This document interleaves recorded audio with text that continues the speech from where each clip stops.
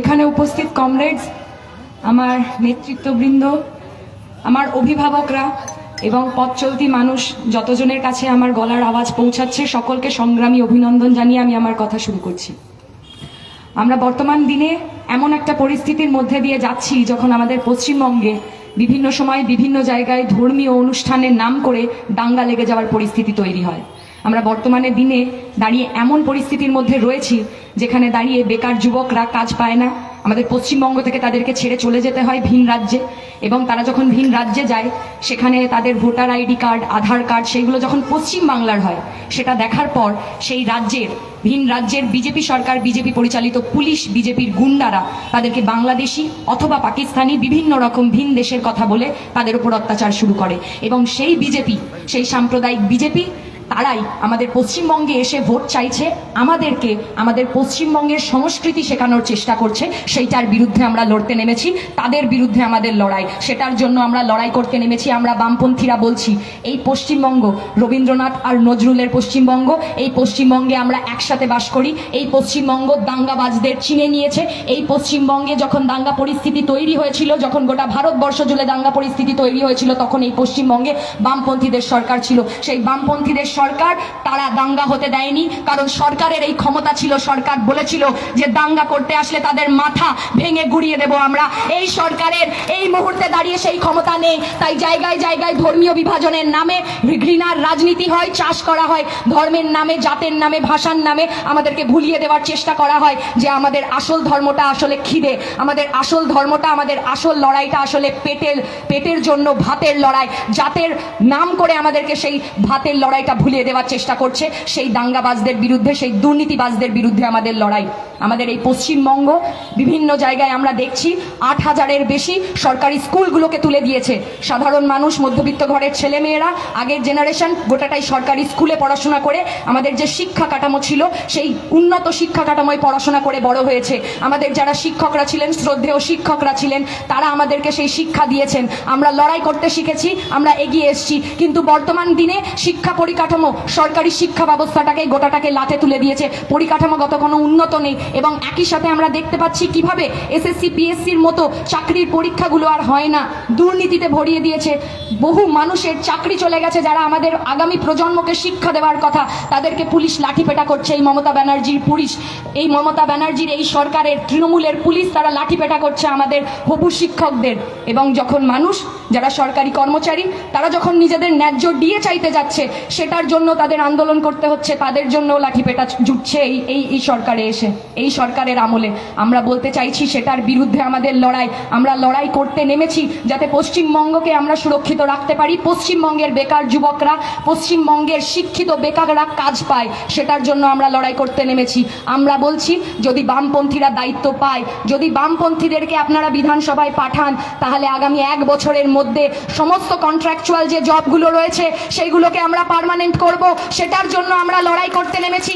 এই যে private school বলুন, প্রাইভেট হাসপাতাল বলুন, তারা যেভাবে একের পর এক তারা বিল নিয়ে আসছে, যেভাবে তারা ফিস বৃদ্ধি করে, আমরা বামপন্থীরা বলছি যদি আপনারা আমাদেরকে দায়িত্ব দেন, আমরা বিধানসভায় এমন বিল পাশ করাবো এই প্রাইভেট স্কুল এবং প্রাইভেট হাসপাতালগুলো নিজেদের খেয়াল খুশি মতো আর কোনোভাবেই ফিস বাড়াতে পারবে না। সেটার জন্য আমরা সেটাকে নিয়ন্ত্রণ করার জন্য আমরা লড়াই করতে নেমেছি। আমরা চাইছি আমাদের পশ্চিমবঙ্গের বেকার যুবকরা যারা কাজ পাচ্ছে না, বিভিন্ন সময় বিভিন্ন জায়গায় আমরা তাদেরকে দেখতে পাই র্যাপিডো, জোম্যাটো, সুইগি ডেলিভারি অ্যাপগুলোতে কাজ করতে। সেখানে তারা নিজেদের জানের ঝুঁকি নিয়ে, প্রাণের ঝুঁকি নিয়ে একাধিক জায়গায় লড়াই করে 10 মিনিটের মধ্যে তারা খাবারটুকু পৌঁছে দিচ্ছে, তারা ডেলিভারিটুকু করছে। কিন্তু তাদের যখন অ্যাক্সিডেন্ট হচ্ছে, তাদের যখন সমস্যা হচ্ছে, তাদের যখন হেলথ সিকিউরিটির প্রয়োজন হচ্ছে, সেটার ব্যবস্থা এই কোম্পানিগুলো করছে না। আমরা বলছি, আমরা বামপন্থীরা দায়িত্ব নেব। আমরা এমন চুক্তি করব যাতে এই কোম্পানিগুলো বাধ্য হয় তাদের ন্যূনতম মজুরিটা দিতে। আমরা দাবি করছি, বামপন্থীরা যদি আপনারা আমাদের বিধানসভায় পাঠান, তাহলে ন্যূনতম বেকারের প্রত্যেকটা মানুষের ন্যূনতম মজুরি, কাজের বেতনের মজুরি হবে 26,000। এবং যারা দাবি করছে, যারা বলছে যে এই বেকার ভাতা দিচ্ছি, চুপচাপ ভোটটা এখানে দিয়ে দিও, তাদের বিরুদ্ধেও লড়াই। আসলে 1,500 টাকায় যে ঘরটা চলে না, আসলে গ্যাসের দামটাও যে দিন দিন বাড়ছে, রান্নার গ্যাসের দামটা দিন দিন বাড়ছে। বাইরে যুদ্ধ লাগলে আমাদের রান্নাঘরে যে টান পড়ে সেটা আমরা হাড়ে হাড়ে বুঝছি। তেলের দামটা বাড়ছে, সেটা নিয়ে কোনো সরকার কথা বলছে না, সেটা নিয়ে ভর্তুকি দিচ্ছে না, সেটা নিয়ে লড়াই করছে না। আমরা বামপন্থীরা বলছি আমরা সেটা কমাতে চাই, ভর্তুকি দিতে চাই, লড়াই করতে চাই। আমরা বামপন্থীরা বলছি 100 ইউনিট বিদ্যুৎ বিল ফ্রি হবে এবং তারপরের ইউনিট হাফ হবে, সেটার জন্য আমরা লড়াই করছি। আমরা বলছি আমাদের এই পশ্চিমবঙ্গে, আমাদের এই যাদবপুরের একাধিক জায়গায় যেভাবে কলোনিগুলো গড়ে উঠেছিল, উদ্বাস্তু মানুষরা তারা যেভাবে এই অঞ্চলে নিজেদের বাড়ি করে থেকেছেন, আমাদের বাড়ি বানিয়েছেন, আমাদের ঘর হয়ে উঠেছে এই যাদবপুর, সেই জায়গাগুলোতে তৃণমূল কিভাবে নষ্ট করছে।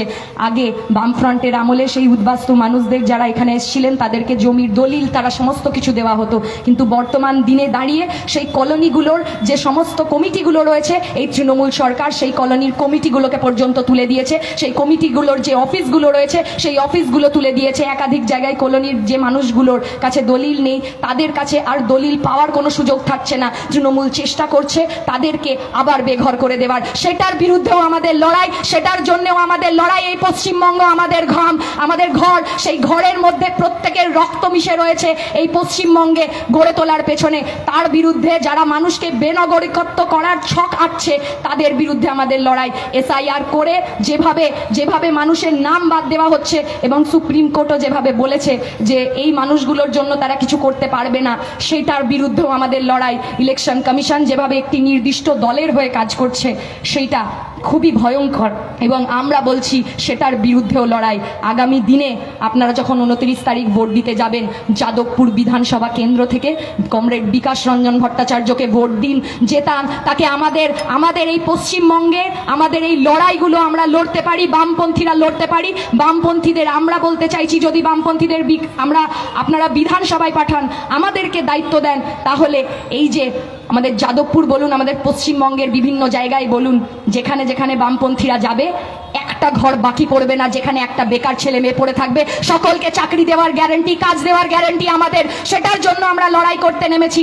আপনাদের সকলকে পাশে চাই। আমরা বলছি আগামী 29 তারিখ আপনারা আসুন, আপনারা ভোট দিন।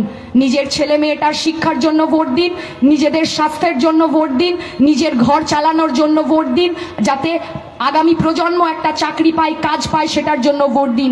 আমরা বামপন্থীরা বিকল্প দিতে জানি। একাধিক জায়গায় বহু বাবা মা একা থাকেন, তাদের বহু সমস্যা হয়, তাদের ছেলেমেয়েরা হয়তো অন্য রাজ্যে কাজ করতে চলে গেছে। আমরা বলতে চাইছি সেইখানে আমরা 24 ঘন্টা কুইক রেসপন্স টিম বানাবো এবং রেড ভলেন্টিয়ারের মতো তারা সেখানে অ্যাক্সেস দেওয়া থাকবে 24 ঘন্টা। যদি কোনো বৃদ্ধ বয়স্ক বাবা মা তাদের সমস্যায় পড়ে, তারা সেই হেল্পলাইন নাম্বারে ডেকে আমাদের কুইক রেসপন্স টিমকে ডাকবে, তারা সেই সমস্যার সমাধান করবে। আমরা বলছি এই অঞ্চল জুড়ে পাড়ায় পাড়ায় আমরা অভয়া টিম বানাবো। যদি কোনো মহিলা অসুরক্ষিত বোধ করেন, অ্যাপের মাধ্যমে তিনি সিগন্যাল পাঠাবেন এবং আমাদের ট্রেন টিম সেখানে পৌঁছে তাকে রেস্কিউ করে সেফেস্ট ডেস্টিনেশনে পৌঁছাবে। আমরা মনে করি সরকারের দায়িত্ব হওয়া উচিত নিজেদের জনগণকে রক্ষা করার। যেই সরকার ব্যর্থ, সেই সরকার সেই জনগণকে রক্ষা করতে ব্যর্থ, তাদের ভোটাধিকার রক্ষা করতে ব্যর্থ, সেটার বিরুদ্ধে আমরা লড়ছি। আগামী 29 তারিখ নিজের বাড়ির ছেলে মেয়েটার শিক্ষার জন্য, নিজেদের স্বাস্থ্যের জন্য, নিজেদের ঘর চালানোর জন্য, নিজেদের কাজের দাবিতে, চাকরির দাবিতে মাথা উঁচু করে বাঁচার জন্য আপনারা ভোট দিন। আগামী 29 তারিখ যাদবপুর বিধানসভা কেন্দ্রে কমরেড বিকাশ রঞ্জন ভট্টাচার্যকে জেতান, যাতে আমাদের হকের রুটি রুজির লড়াইটা আগামী দিনেও এই যাদবপুরে চলতে পারে এবং সকলকে নিয়ে সেই লড়াই হয়। এই বলে আমি আমার কথা শেষ করছি। ইনকলাব জিন্দাবাদ। সকলকে সংগ্রামী অভিনন্দন। আপনারা ভালো থাকবেন, লড়াই আন্দোলনের পথে থাকবেন, বাকিটা আমরা বুঝে নেব।